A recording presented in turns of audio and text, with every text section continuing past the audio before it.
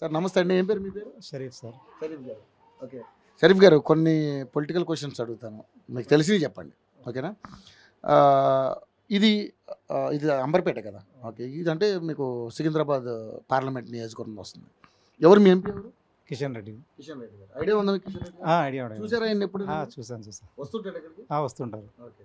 So ఎలా ఉందండి ఆయన డెవలప్మెంట్ ఎలా ఉంది? బాగుంటుంది సార్. బాగుంది. ఏమేమి డెవలప్ చేశారు? అంటే ప్రతి ఒక్కటి మంచిగానే ఉంది ఇక్కడ. అట్లానే ఏం లేదు, ఇబ్బంది అంటూ ఏం లేదు.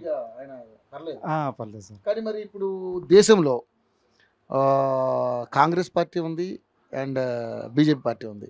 మరి అక్కడ రాహుల్ గాంధీ కూడా ఈసారి ప్రధానమంత్రి అవ్వాలనుకుంటున్నాడు. మోడీ గారు ఆల్రెడీ 3వ సారి ప్రధానమంత్రి అవ్వాలి. ఎలా ఉండబోతుంది సార్? ఎలా ఉండబోతుంది? ఎలా ఉండబోతుందంటే కిషన్ రెడ్డి వస్తే బెటర్ అనిపిస్తుంది. అక్కడ కూడా అదే బీజేపీ, మోడీయే సార్. మోడీయే బెస్ట్. ఓకే. సో అంటే కిషన్ రెడ్డి ఇక్కడ అక్కడ కానీ ఇక్కడ మరి టీఆర్ఎస్ కాంగ్రెస్ కూడా గట్టిగానే ఉన్నాయి కదా? రెండు గట్టిగానే ఉన్నాయి. కానీ డెవలప్ అనేది అక్కడ నుంచే ఉంది కదా సార్. అక్కడ నుంచే ఉంది. మోడీ పరిపాలన నచ్చిందా మీకు? నచ్చింది సార్. అట్లా ఇక్కడ మెయిన్ ఏంటంటే కిషన్ రెడ్డి ఓకే.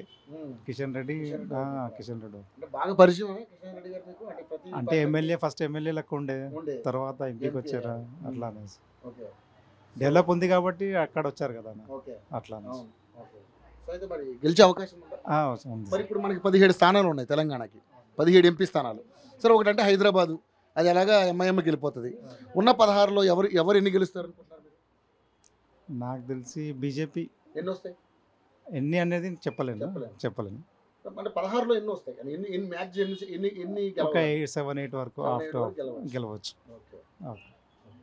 రైట్ అండి. Thank you so much. Sir నమస్తే అండి. ఏం పేరు సార్ మీ పేరు? లక్ష్మణ్ గారు. నేను కొన్ని పొలిటికల్ క్వశ్చన్లు అడుగుతాను. అంటే ఇప్పుడు ఎలక్షన్స్ ఉన్నాయి కాబట్టి మీ ఒక ఓటర్గా మీ అభిప్రాయం చెప్పండి. సార్ ఇప్పుడు ఎంపీ ఎలక్షన్స్ జరుగుతున్నాయి దేశం మొత్తం కూడా.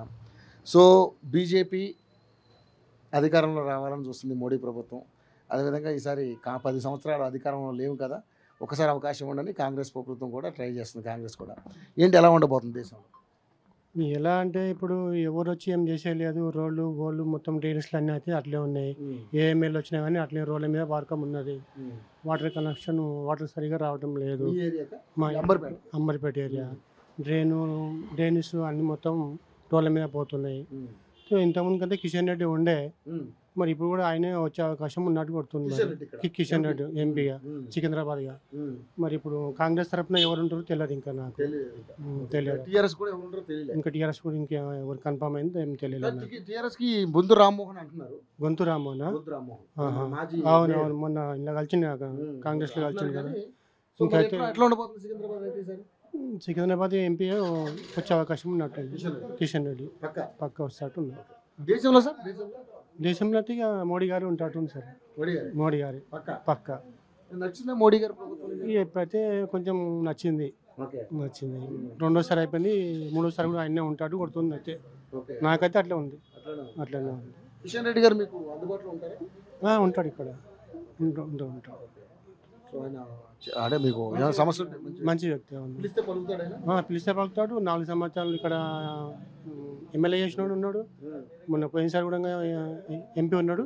ఇప్పుడు కూడా ఆయన వచ్చే అవకాశం ఉన్నాడు.